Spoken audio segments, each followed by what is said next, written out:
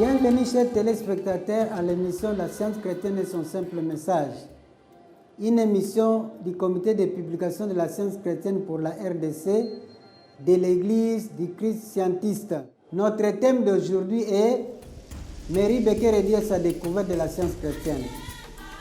Dans cette émission, nous parlerons de Mary Bekeredi et de la façon dont elle a découvert la science chrétienne. Mary Bekeredi était née dans une famille où l'étude de la Bible était au centre de la vie. C'était naturel pour elle qu'elle ait l'habitude d'étudier la Bible régulièrement. Elle étudiait la Bible attentivement depuis son enfance. Et comme elle était malade à l'âge adulte, elle cherchait sa propre guérison. Et dans toutes ses recherches, elle s'intéressait à tout système de guérison qui opérait au-delà de la matière. C'est dans ce contexte qu'il s'intéressait à sonder tous les systèmes de guérison qui existaient à son époque, dont la base d'opération était au-delà de la matière.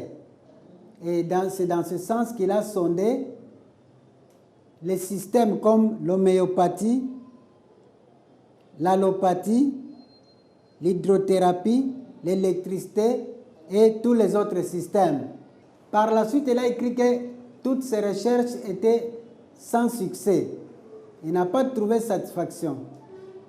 Alors, dans quelles circonstances a-t-elle découvert la science chrétienne? Elle était déjà adulte et en marchant, elle était tombée en glissant sur un trottoir glacé. Elle était ramenée gravement malade et les médecins de famille qui étaient invités à diagnostiquer des blessures internes. La situation était fatale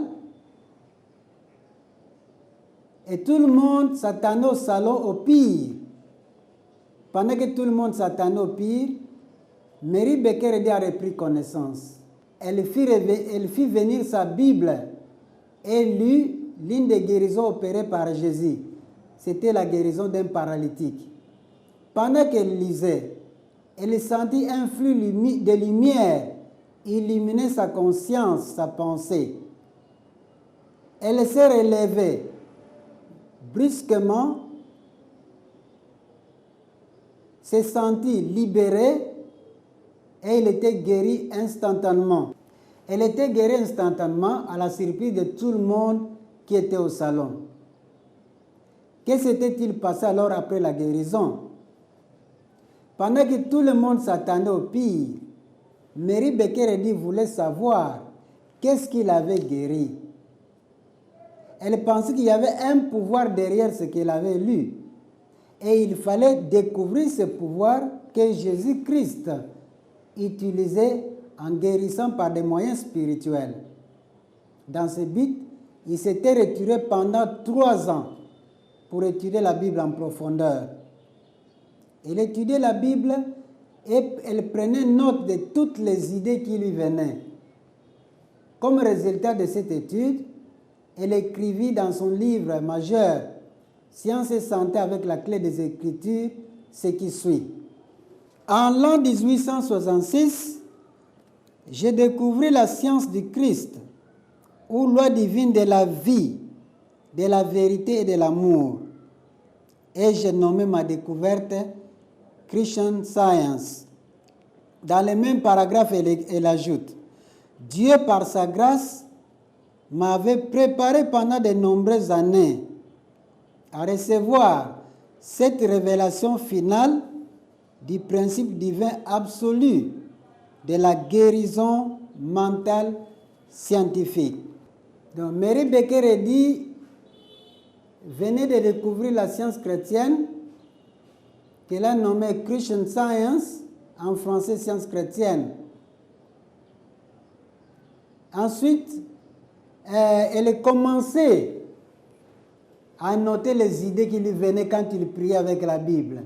Elle prenait note de toutes ces idées et puisque c'est une science de la guérison mentale scientifique, Il devrait expérimenter cela aux gens qui étaient autour de lui. Et quand il priait pour les malades étaient guéris. Par la suite, quelqu'un est venu, une année plus tard, en 1867, quelqu'un est venu, non seulement pour être guéri, mais il voulait aussi apprendre à guérir comme Jésus le faisait. Et Mary Becker commençait à enseigner cet élève. Revenons un peu au terme science. Pourquoi on emploie le terme science à une religion? Est-ce que c'est une science occulte? Est-ce que c'est une science mystique? Il n'y a rien de tout cela. Le terme science par sa nature, quand vous regardez le dictionnaire, c'est un ensemble de connaissances. C'est un ensemble de lois au sujet de quelque chose. C'est comme en mathématiques. Quand nous multiplions un nombre par 10, pour multiplier un nombre par 10, la règle dit que nous ajoutons 0 à la fin. Et n'importe qui utilise cette règle et qui met 0, il a la réponse. Qu'il soit adulte, qu'il soit enfant, qu'il soit dans n'importe quel pays du monde. Et la science chrétienne, c'est la même chose. Comme en mathématiques, c'est l'ensemble de lois mathématiques et des règles mathématiques pour démontrer ces lois. La science chrétienne, c'est l'ensemble des lois de Dieu. Et Mary Becker a écrit des règles d'application dans Sciences et Santé, comment l'humanité peut utiliser ces lois de Dieu en priant pour résoudre ses propres problèmes. Et parmi ces problèmes, il y a les problèmes de soins de santé. Comment nous pouvons utiliser les lois de Dieu que Jésus a utilisées et comment nous pouvons aujourd'hui les appliquer pour pratiquer la guérison chrétienne. Donc ce n'est pas un enseignement occulte ou mystique, mais c'est une science dont les explications du premier sont claires et accessibles à tous. C'est que tout le monde, où qu'il soit, peut apprendre ces lois de Dieu et leurs règles d'application pour apprendre, commencer à guérir, à se guérir soi-même, à guérir un membre de sa famille, son enfant, son mari, son époux ou quelqu'un d'autre. C'est cet aspect-là qui fait que la science chrétienne est scientifique.